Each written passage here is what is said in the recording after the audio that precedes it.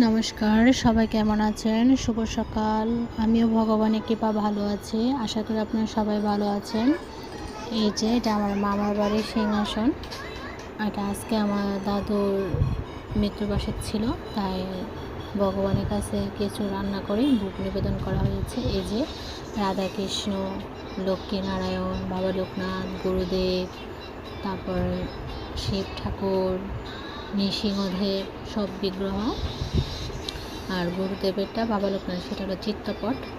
এই যে আমার তুলসী মহারানী, এই যে কত বড় কত সুন্দর তুলসী মহারানী। এই যে আমার দিদা দাদু, তাদেরকে মালা পরিয়ে তিলক পরিয়ে তাদেরকে বসানো হয়েছে, একসাথে বসানো হয়েছে। আমাদের যখন ঠাকুরকে ভগবানকে আরতি করার পর তাদেরকে ভোগ নিবেদন করা হয়েছে। আর ভোগ নিবেদন সামান্য কিছু, এটা ঘরোয়াভাবে করা হয়েছে। আগে ভগবানকে নিবেদন করে তারপর তাদেরকে দেওয়া হয়েছে। এই যে এখানে 5 রকমের ভাজি করা হয়েছে, সবজি করা হয়েছে, পায়েস করা হয়েছে, তারপর কিছু ফল দেওয়া হয়েছে। সব কিছু মিলে একটু একটু করে দেওয়া হয়েছে, অল্প পরিসরে করা হয়েছে। এবার একটু সমস্যার কারণে আপনার বড় করে দেওয়া হয়নি, তাই ভগবানের কাছে সামান্য একটু যতটুকু ভগবান সামর্থ্য দিয়েছে ততটুকু ভগবানের কাছে নিবেদন করা হয়েছে। এখানে আগরবাতি মোমবাতি ধরানো দেওয়া হয়েছে, মোমবাতি তাদের নামে ধরানো দেওয়া হয়েছে। সবাই আমার দিদা দাদুর জন্য আশীর্বাদ করবেন, তারা যেন স্বর্গবাসী হয়, ভগবান যেন তাদের মঙ্গল করে।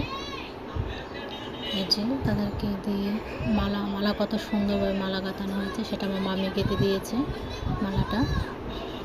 এই যে সম্পূর্ণ সিংহাসনটা কেমন হয়েছে সবাই বলবেন কিন্তু। ভগবানের মন্দির সবসময়, এবার ছোট হোক বড় হোক, সবই সুন্দর অপরূপ দৃশ্য। সব জায়গায় সবখানে সবারটাই এটা মানে কারোর ছোট মনে করে বা কারোর মনে করে দেখা উচিত না, সব এক মনে করে দেখা উচিত।